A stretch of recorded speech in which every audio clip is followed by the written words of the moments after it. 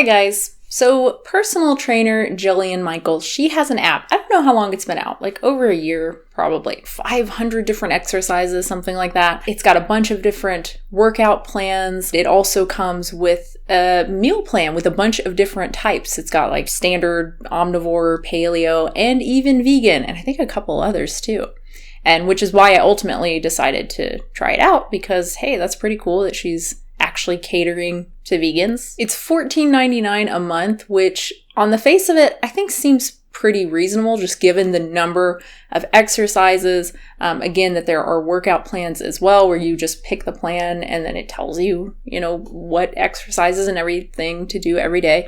The exercises, is video for every exercise where she's doing it, and then there's like voiceover over it. There's a lot of customization, like you can actually switch out moves. If you don't want to do a different move, you just click this little button and you can switch it, and it gives you other options, which is really cool. And then with the meal plans, there's like a ton of different recipes. So it seemed like you were getting a whole lot for $14.99 a month. And there is a 7-day free trial. So I was like, all right, I'll just do it and try it out. And signed up and downloaded it. And within 20 minutes went, ooh, no, I will be canceling this. So number one, the workouts just aren't for me. So I did one, I did day one of her Slim 60 plan, and it was fine. Like, it was 20 minutes long, which that's pretty short. I would prefer 30 minutes, but it's nice to be done in 20, right? And I got pretty sweaty, but it was much more cardiovascular than I would like, which I've done some of her workouts in the past, and that seems to be what she does. She does that kind of, what do they call it now? Metabolic training, whatever. It's essentially circuit training, right? Which means that you can't lift very heavy. She's also doing a lot of like combination moves, some like weird ones. Like she had one, essentially a single-legged squat. So you have one leg crossed over the other, like above the knee. And then you're doing this kind of bicep curl. I don't even know what you call that, where your arms go out like this. And so you can't use, normally if I'm doing bicep curls, I can't use like 20-pound dumbbells. I have to use like 6-pound dumbbells, right? And it's fine if you're just trying to kind of get your heart rate up and just work out, it's fine. But I prefer to actually like lift weight and actually challenge my muscles. And when you're doing those compound moves, I can't lift as heavy for my upper body. So if I'm also working my lower body's not getting as challenged, right? And then also when you're doing this kind of weird variation, like I can't, like what even is that? Like, yeah, it's working my biceps, but not optimally. And I can't go nearly as heavy as I would like to. So again, I don't mind that kind of stuff, but doing that workout and then looking through a lot of the other workouts, they pretty much all seem to be like that. They all seem to be more cardio driven and less like resistance driven. Also, some of the moves are kind of questionable. Like there's just more risk involved. The risk reward ratio isn't good, right? Is what I'm saying. Like there's this one move, and I've seen this from other trainers. It's by no means just her, but like she's bending over and then also doing a twisting motion, right? And touching her toes. Oh my God, that's so much strain on your discs. Then there's this move. Like what? Why? Now, like I said, you can substitute moves, which is cool, but you have to know what moves need to be substituted, which I'm guessing most people don't know that. And again, that's not so much a problem that's specific to Jillian Michaels. That's more of a problem, I would say, most personal trainers and pretty much any workout that you find on YouTube is going to have at least one exercise that's like, oh, there's a better way that you can work that muscle group that like doesn't hurt your back. It's usually back, sometimes neck, like shoulder impingement as well. Basically, if you talk to physical therapists and they go, oh no, like don't do that. That is not worth doing. You probably shouldn't do it. Also, I know I would get bored with this layout very quickly. Like it's just her doing the moves. It's just her talking over it. It's the same outfits, I think, and everything, which sounds kind of silly and superficial, but I like seeing different outfits. And it's like, ooh, that's cute. Ooh, you look cute. Like I'm a girl. I'm sorry. I like it. And also like the backgrounds, again, it seems very superficial, but I want to see different backgrounds. That's one thing I really like about Blogilates is how much time she puts into her outfits and the backgrounds and matching her outfits with the backgrounds. Oh my God. Like most of her workouts are not the best, but I really love that little attention to detail. So yeah, again, I appreciate the number of moves, and I'm sure like most of them are fine. There were just a few where I was like, that doesn't look great. And I appreciate the customization, the ability to choose like what level you're at, beginner, intermediate, advanced. You can choose like what items you have. So if you have dumbbells, it'll give you moves with dumbbells. If you don't, it won't give you any of those moves that require dumbbells, which is really awesome. It also lets you like choose your own music. There's a lot of stuff like that I think is really great. But again, overall, I know I would not use it. I know I would start that plan and use it for maybe 2 weeks and then I would quit. So the second problem with this app, if you haven't already guessed, has to do with the meal plans, the meal plans themselves, as well as some of the beliefs that Jillian Michaels holds when it comes to nutrition. Jillian Michaels, or whoever wrote the plan, someone named Megan Marlowe, I guess she's like a plant-based chef. So whoever wrote this, it's not good. That's not true. Most of it is fine, I would say, but there are some glaring issues. So this is under the meal plans. This is in the about section. So you would read this like before you get started. So you have the welcome to the vegan plan section. Whether you want to cleanse your system and detox your body, jumpstart your metabolism, shed fat, maintain lean muscle, increase your energy, optimize your immunity, this meal guide has you covered. Yeah, I mean, cleanse, detox, optimize your immunity. I don't know what the hell that means, but it's obviously just like, what buzzwords can we throw in here to get people engaged? These are the things that are popular right now: cleansing and detoxing and immune system, all that kind of stuff. Like, that's what's going to get people excited about it, right? So like, maybe the plan itself is okay. I say that as though I don't already know. I do, and it's not. We will begin with a 2-week metabolic reset where we will support your body's inherent ability to detox junk from your foods and your system and jumpstart your fat-burning abilities. What the hell does that mean? I'll tell you what it means. It means eating very, very low calories every day for 2 weeks straight. So here is one day from the first 2 weeks. So it's 7 days total, and then it's repeated for the second week. So this day, as you can see, is less than 1,000 calories. Now, I actually put all these days, the first 7 days, into Chronometer, and I found that the calories were pretty off most of the time. Most of the time, there were more calories than the plan is claiming, which in this case is a good thing, because I don't know about you, but I don't really want to eat like 900 calories a day. But unfortunately, it was still very low calorie. The highest day was like just over 1,400 calories. And if you know anything about Jillian Michaels and her background, you know that this isn't too surprising, considering that she was on The Biggest Loser, I think, for most seasons. And The Biggest Loser is known for essentially starving people, like keeping contestants on very, very low calorie diets. To be fair, you know, maybe this does work for some people, not in terms of like resetting your metabolism or whatever, but just in terms of maybe resetting your taste buds. So if you're eating that few calories, you're probably doing so by eating more whole foods. So you're eating less sugary, salty, fatty, calorie-rich, hyper-palatable foods. And so cutting out those foods can, again, kind of reset your taste buds so that you actually enjoy foods that aren't as salty, aren't as sugary, right? And that definitely does happen, but you don't have to eat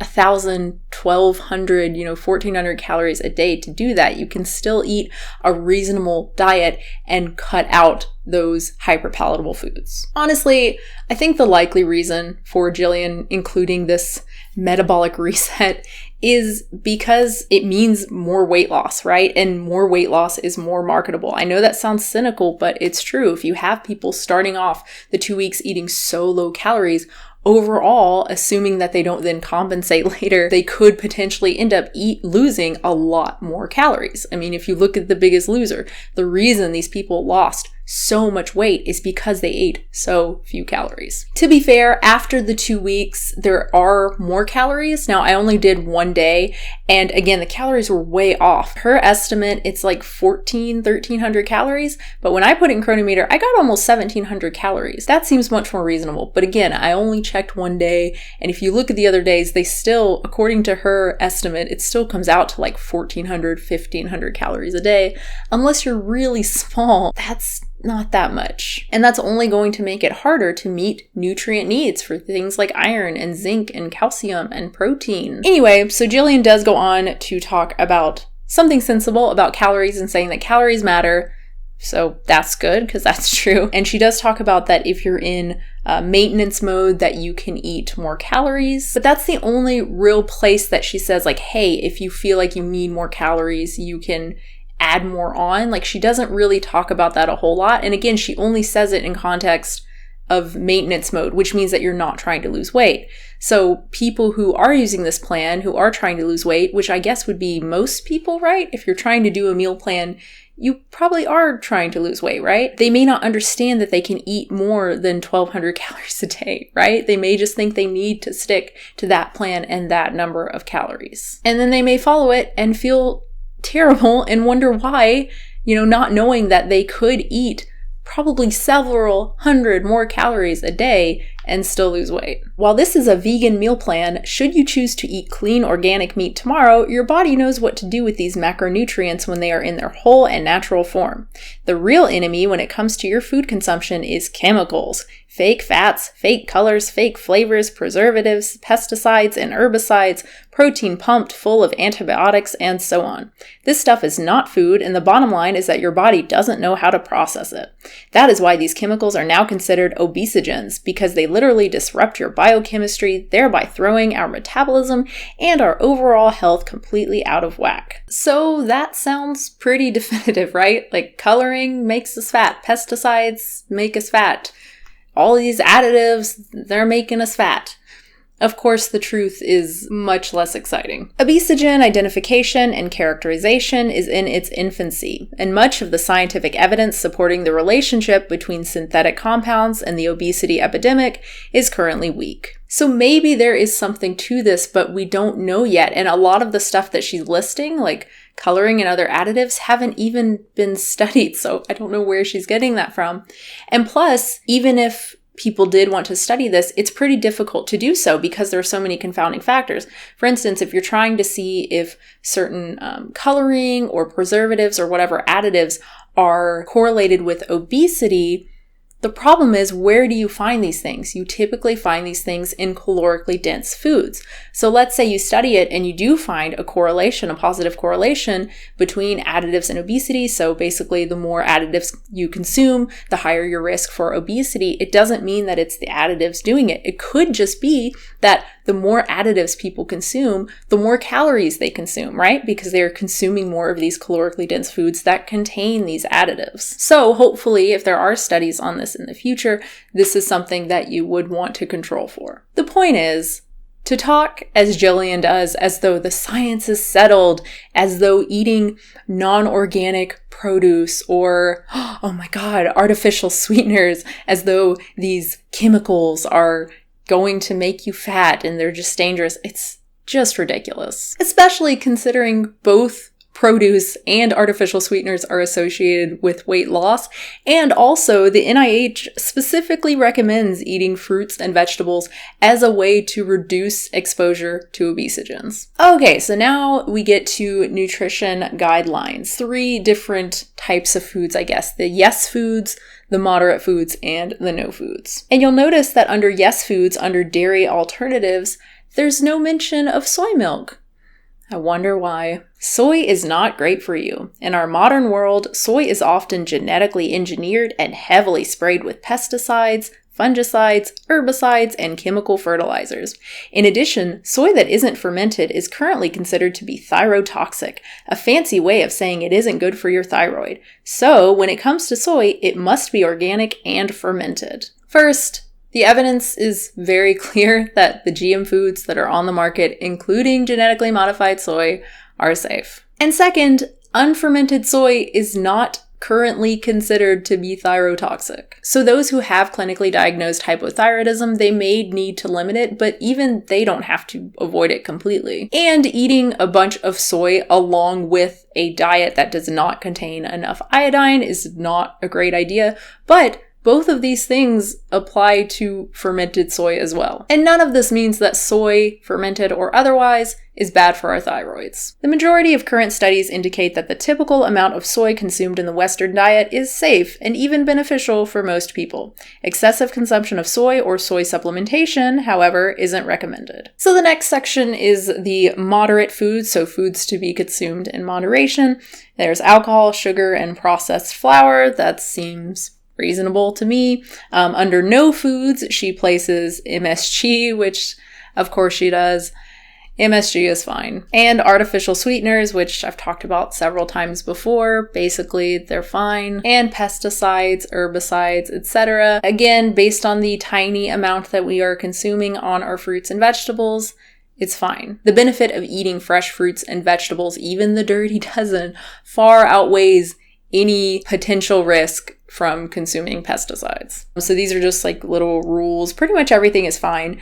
She does say to eat every 3 to 4 hours, which is kind of ridiculous because there's very little evidence on like meal spacing, timing, all that kind of stuff. She says that snacking is bad, which, I mean, anytime you say just a absolute statement like that, snacking is bad, there's always going to be at least that one person who's like, what? I lost 50 pounds snacking, right? I mean, there are always going to be people who graze all day and are skinny. In fact, I've known several people who were grazers and were very thin. Now, I agree that probably most people who are struggling with their weight should not graze. Like I know for me, just grazing all day long, I'll just end up eating way more calories than I need, right? I do need to have at least some sort of structure to my day, right? In terms of having typically like 4, 5, 6 meals, something like that. That works for me. And I would guess that that's probably the same for most overweight people, but that doesn't mean no one should snack. She also says this: in the event you find yourself hungry, which can happen if you are losing weight,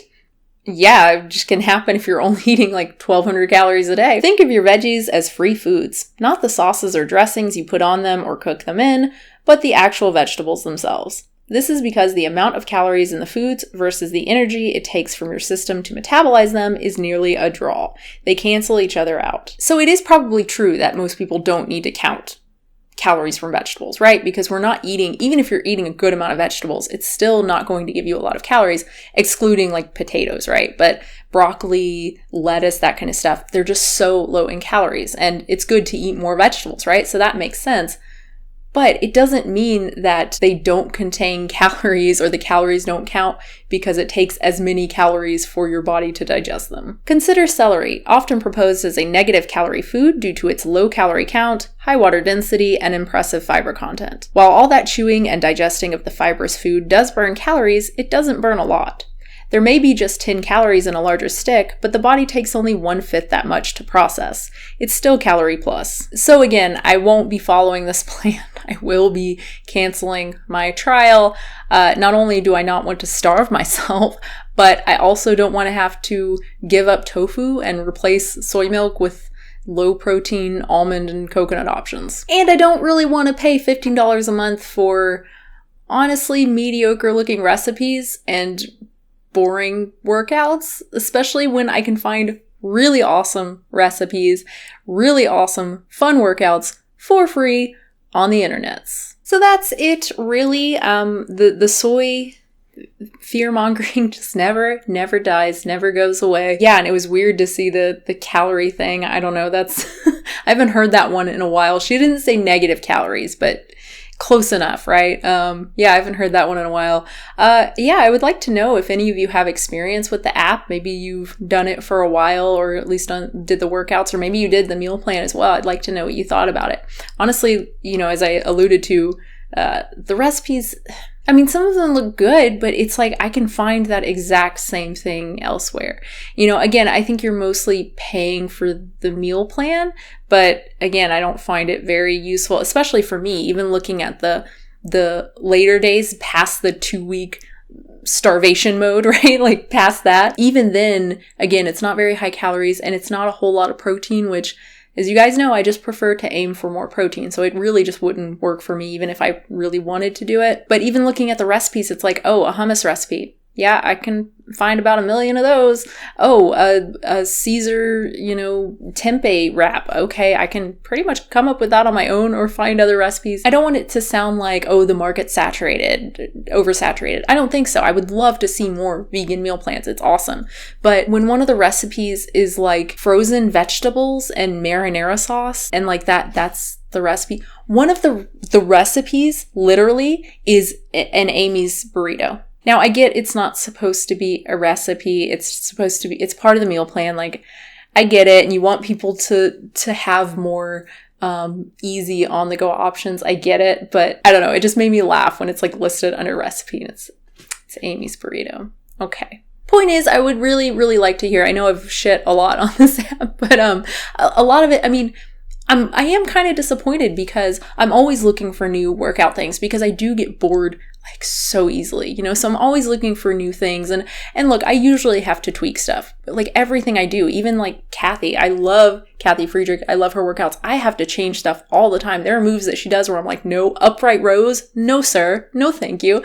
Lots of stuff that she does that I have to tweak and make it more, low back friendly, just spine friendly, shoulder friendly, all that kind of stuff. So again, it's nothing unique to Jillian. And again, a lot of the features in this are things that I haven't really seen elsewhere. Oh, another thing too, I forgot to mention, the app is a little bit buggy when it comes to the meal plan. It jumps all over the place with the days and what you're supposed to be eating for a day. It'll switch to like the next day and you have to keep refreshing until it goes back to like the right day. It's a little bit frustrating. Anyway, point is, if you've tried it, please let me know what you thought about it, or if you're currently doing it, I would love to know your thoughts.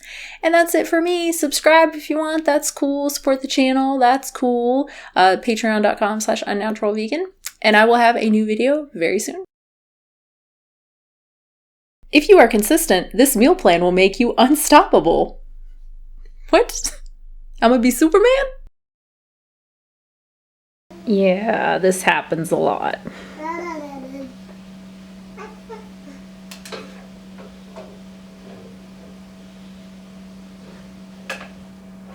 Yep. Let's see if I can go back to... Okay, so that works. Go to groceries.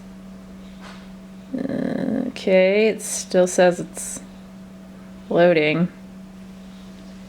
Okay, recipes. Yep. So I can't access recipes or plan with all of the information, which I need to screenshot for this video. And then if I go back to, oh my god, I feel like the old Let's Play days when they would just record their screen like with their phone. Okay, restarted my phone, so maybe it'll work now. Cross your fingers. Okay, maybe I should wait. I think I did that before, didn't I? Alright. Oh my god. Cool. Cool.